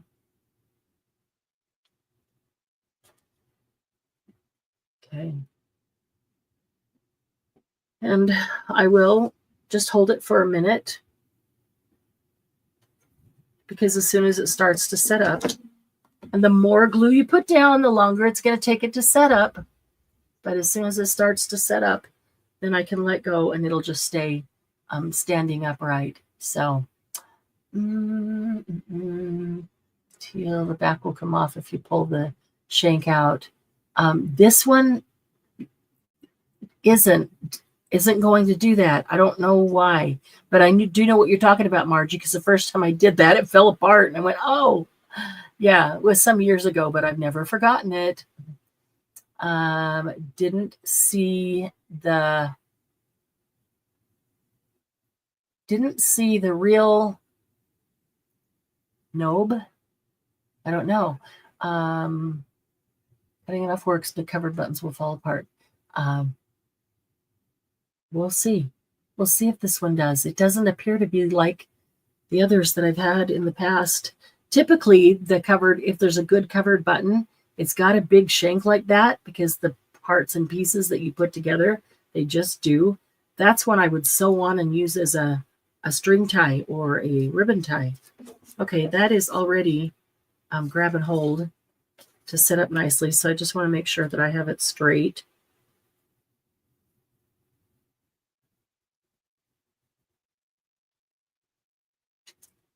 Okay. All right, and then I'll just let that one sit there for a bit and it will completely dry.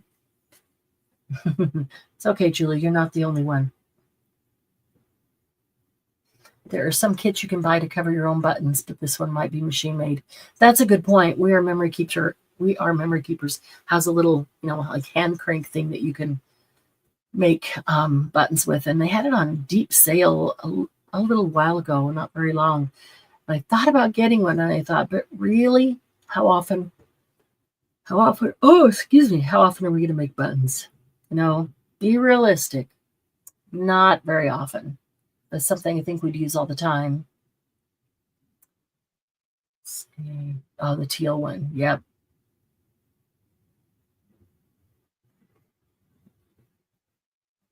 Yeah, it might very well be that this one is machine made, so. All right, so it is staying up right now, I believe.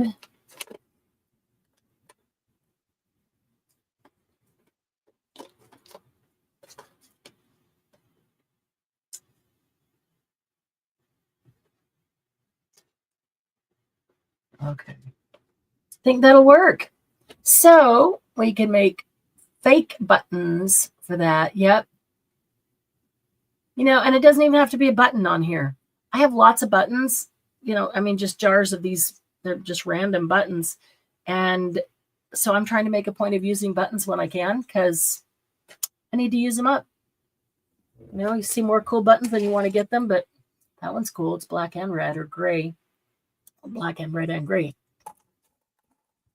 So sometimes I find a cool button and it makes me think, oh, I'm going to go through my fabric stash and find a piece of fabric. Here's a really cool one. This one is a, what's the flower? It's a flower. You could actually paint it. It's a really pretty little flower, little violet flower. What are they called?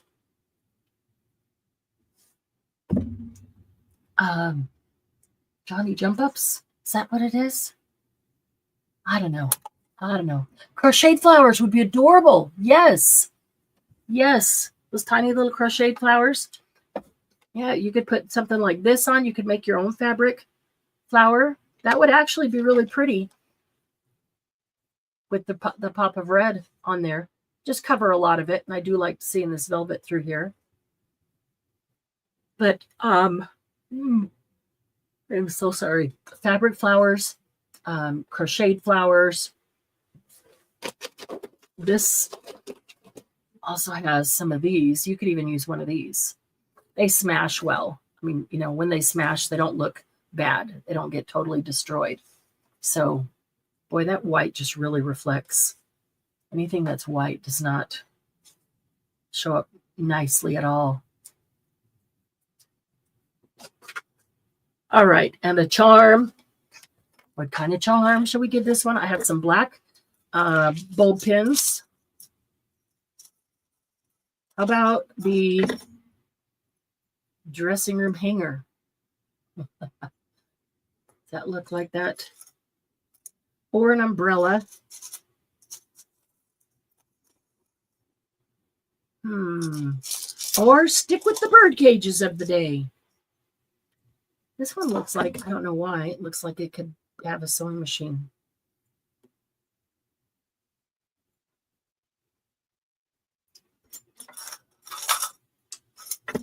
It's right there. Yeah, they all work. I think a smaller one, though, because that's pretty small. Okay. You can make them with faux napkins, paper on the outside, and fabric. Oh, hang on. Hang on, Ricky. Thank you for reminding me. That's the other thing, is you can take fabric. So here's a piece of fabric, kind of all that was left over there. And on the other side is a napkin. So this napkin folded like this was one of those long napkins. And when you open it up and then open it widthways, it did the whole thing. So I've hung on to this because I thought I might cut it in half and make 2 book covers out of it. Not sure.